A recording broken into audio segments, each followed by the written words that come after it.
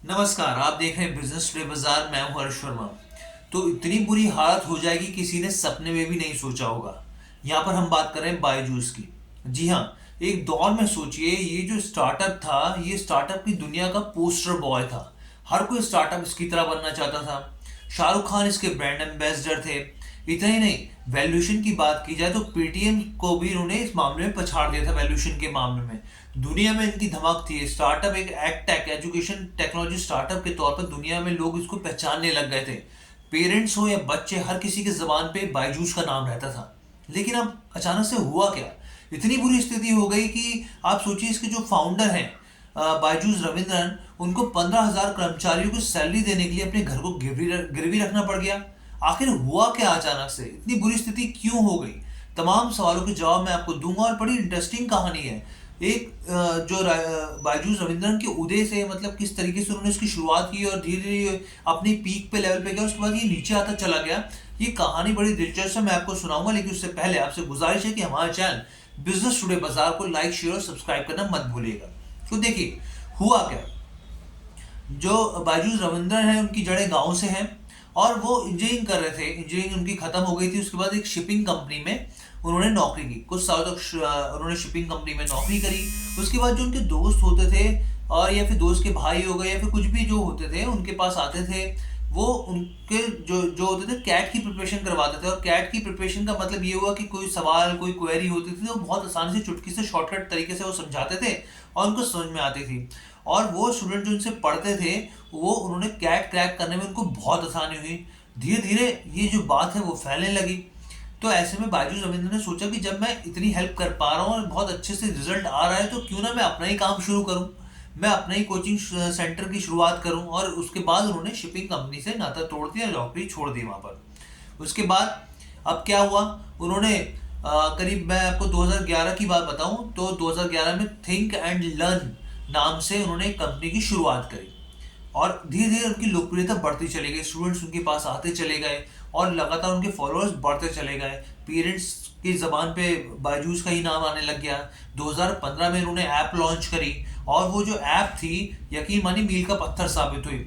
Online classes उन्होंने शुरुआत करी और एकदम बम्पर डिमांड, भर के डिमांड इनके पास आने लग गई। नए नए कोर्सेज इन्होंने टैबलेट के जरिए चीज़ें शुरू करी और इसके अलावा और भी आगे चीज़ें इन्होंने शुरू करी। अब इसके बाद क्या हुआ, जब सब कुछ बढ़िया चल रहा था, स्थिति एकदम बढ़िया थी, फिर अचानक से हुआ क्या। 2019 से थोड़ा सा पहले ले चलता हूँ मैं आपको। इन्होंने कुछ कंपनियां एक्वायर करनी शुरू करी। देखते देखते करीब 8 कंपनियां इन्होंने एक्वायर की। लेकिन उसी दौरान क्या हुआ, 2019 में कोरोना आ गया। कोरोना का जब दौर आया तो हुआ क्या कि डिमांड बहुत ज़्यादा बढ़ गई, क्योंकि सब लोग घर से काम कर रहे थे, सब ऑनलाइन क्लासेस पे फोकस हुआ। तो फिर ज़्यादा से ज़्यादा एनरोलमेंट आने लगा, ज़्यादा से ज़्यादा बिजनेस आने लगा, ज़्यादा से ज़्यादा जो थे सब्सक्राइबर बढ़ने लग गए इनके। तो उस समय क्या हुआ कि बहुत अच्छा बढ़िया रहा। अब इस बिजनेस को एक्सपेंशन करना था, क्योंकि भरकर डिमांड आ रही थी। इन्होंने दुनिया में भी एक्सपेंशन किया, बहुत दूसरे देशों में भी फैलाया अपने बिजनेस को।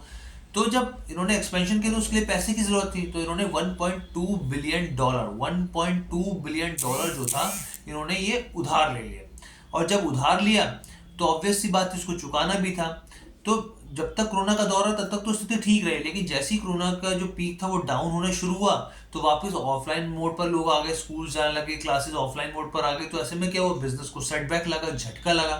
तो झटका लगा तो आपने तो लोन लिया था, एक्सपेंशन किए हुए थे आपने, 8-8 कंपनी एक्वायर की हुई थी। अब ऐसे में क्या होगा, ऐसे में आपके ऊपर बोझ का सिस्टम आ गया कि भाई आपको तो देना ही देना है। अब उसके बाद क्या हुआ, 150 करोड़ आपका खर्चा था और कमाई कितनी हुई थी, 30 करोड़। इस हिसाब से आपको डेट और बढ़ता चला गया, यानी कमाई आपकी कम हो रही है और खर्चा आपका बढ़ता चला जा रहा है। आप सोचिए, ये स्थिति हो गई थी कि 150 करोड़ आपका खर्चा हो रहा है और कमाई 30 करोड़ हो रही है। इस तरह की स्थिति भी देखने को मिली। पीछे हमने ये भी देखा कि जो कंपनी के रिजल्ट्स आए उसमें भरकर जबरदस्त तरीके का लॉस देखने को मिला, बहुत ज्यादा लॉस था।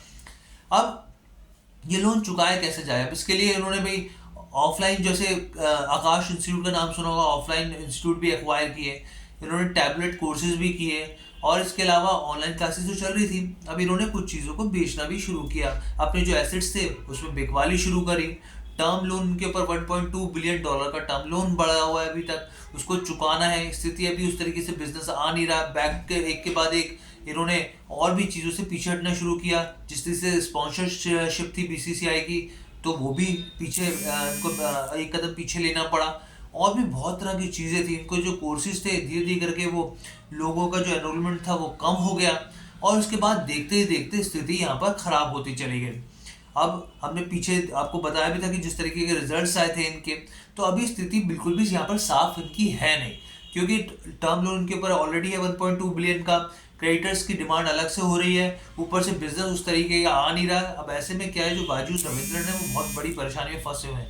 यहाँ तक की स्थिति ये हो गई है कि वो कोशिश कर रहे हैं, वो हर तरीके से संघर्ष कर रहे हैं कि किस तरीके से इस बिजनेस को आगे बढ़ाया जाए, लेकिन वो स्थिति ऑब्वियस सी बात है, जब कंपनी प्रॉफिटेबल नहीं होगी तो कहाँ से चुकाएगी चीज़ें। तो वही स्थिति यहाँ पर देखने को मिल रही है।